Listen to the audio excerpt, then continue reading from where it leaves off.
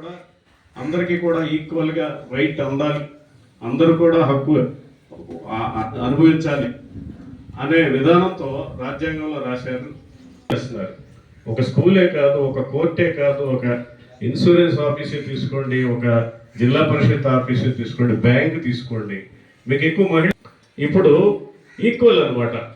దీనికింత అని కాదు, as per merit మీరు పొందేదాన్ని బట్టి ఉంటుంది.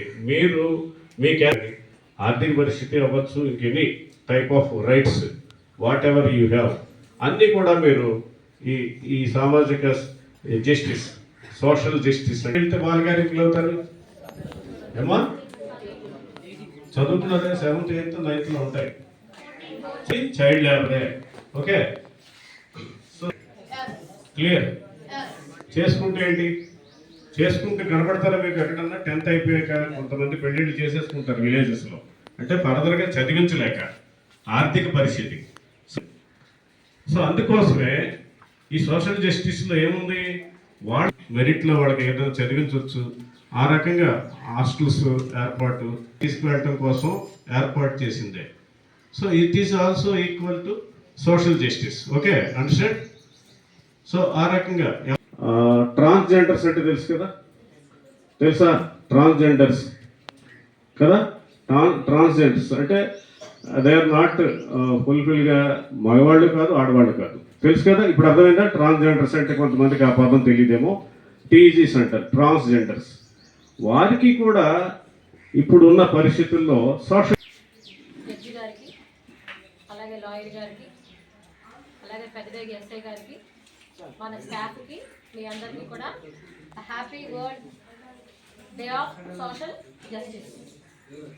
మరి సార్ మనకి చాలా మంచి విషయాలు చెప్పారు ఇప్పటి వరకు. సోషల్ జస్టిస్ అంటే ఏంటి, మీ హక్కులు అలాగే మీ విధులు కూడా నేర్పారు. మొట్టమొదటిసారిగా మన స్కూల్కి జడ్జి గారు రావడం చాలా ఆనందంగా ఉంది. మరి ఇప్పటి వరకు ఈ స్కూల్లో ఇలాంటి ప్రోగ్రామ్స్ ఏమైనా జరిగాయా? ఎప్పుడైనా జడ్జి గారు వచ్చారా? నేను వచ్చి 2 years అయింది. సో ఇలాంటివి జరగలేదు సార్. అంటే 5 years బ్యాక్ వచ్చారు, బిఫోర్ కోవిడ్ వచ్చారంట. వల్ల మీ అందరికీ కూడా ఈ సోషల్ జస్టిస్ గురించి తెలుస్తుంది. అలాగే మీరు ఏమైతే చేయాలనుకుంటున్నారో పెద్ద అయినాక ఎలా ఉండాలి అనేది వీళ్ళని చూస్తే మీరు తెలుసుకోవచ్చు. జడ్జి గారు రాగానే అందరం ఏం చేసాం, మేమందరం, మీరందరు నించున్నారు, అలానే మేమందరం కూడా ఏం చేసాం, హానర్ ఇచ్చాం. ఎందుకంటే ఆ పోస్టర్ వంటిది. మీలో ఎంతమంది మీకు ఏ నెంబర్ చెప్పండి? 1098. ఓకే, అది కాల్ చేయండి. చేసే కొంతవరకైనా మనం ఆపగలుగుతాం. ఇక్కడ ఈ జడ్జి గారు వచ్చి ప్రత్యేకంగా మీకోసం మాట్లాడడానికి ఈ సభను ఏర్పాటు చేయడం మీ అందరికీ గొప్ప ఆశీర్వాదకరమైనటువంటి రోజు అన్నమాట. ఈ ట్రాఫిక్ గురించి చెప్పారు మేడం గారేమో, అసలు చైల్డ్ మ్యారేజ్ల గురించి వీటి గురించి చెప్పారని చెప్తున్నారు. మీరు ఎంతవరకు దాన్ని సద్వినియోగం చేసుకుంటున్నారు? ఈ స్కూల్లో మీకు వచ్చినటువంటిది, మీరు నడిచేటటువంటి నడక, మీ ప్రవర్తన మీ ఎలా ఉంది? ఒకవేళ స్కూల్ మోటార్ సైకిల్ దొరికింది వెంటనే నడిపేయాలని ఉంటుంది. మీ స్టైల్లోంచి నేను వచ్చాను, నాకు అలాగ అనిపించింది, నడిపేయాలని. నడిపిన తర్వాత ఏదైనా జరగడానికి జరిగిందానికి యాక్సిడెంట్, నెక్స్ట్ ఏంటంటే ఏమీ ఉండదు. దానివల్ల వచ్చేటటువంటి ఫలితం కంటే నష్టం వెనకాల తల్లిదండ్రులకి భయంకరమైనటువంటి నరకం కనపడుతుంది. నెక్స్ట్ ఈ చదివే స్టేజ్లో సిగరెట్లు కాల్చేవాడు కాలుతూ ఉంటుంటే వాళ్ళని చూసి సిగరెట్ కాల్చాలని. పిల్లలందరికీ శుభాకాంక్షలు.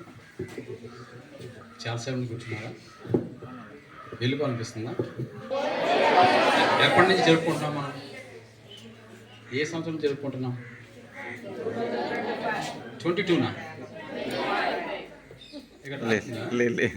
లేదు కదా, ప్రతి సంవత్సరం 20వ తారీఖున ఫిబ్రవరి జరుగుతుంది.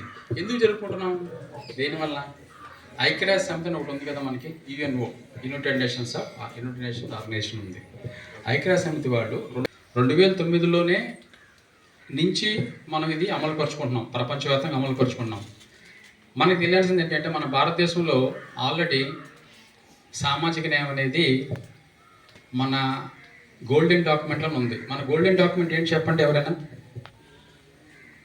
మీరంతా సోషల్ ఉంది కదా, సబ్జెక్టు సోషల్ ఉంది, 10th క్లాస్. దాంట్లో కాన్స్టిట్యూషన్ ఉంది కదా, గోల్డెన్ డాక్యుమెంట్ మనకి కాన్స్టిట్యూషనే. సో మన కాన్స్టిట్యూషన్లో ఎక్కడ ఏ ఏరియాలో ఇది సామాజిక న్యాయం గురించి ఉన్నది ప్రస్తావించబడింది చెప్పండి. అసలు ప్రస్తావించబడిందా లేదా? ప్రస్తావించబడిందా అంటే మాట్లాడారా కాన్స్టిట్యూషన్ గురించి?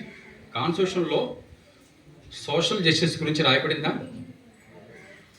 ఎవరు చెప్పట్లా. రాయబడింది. ఎక్కడ రాయబడింది? ఎక్కడ ఎక్కడుంది? మనకి sovereign, socialist, secular, republic, democratic అని ఉంటుంది. ఆ మాటలు పదాలన్నీ కూడా. జస్టిస్ వచ్చేసి social, economic and political. So justice అనే మాటకి అర్థం ఏంటి?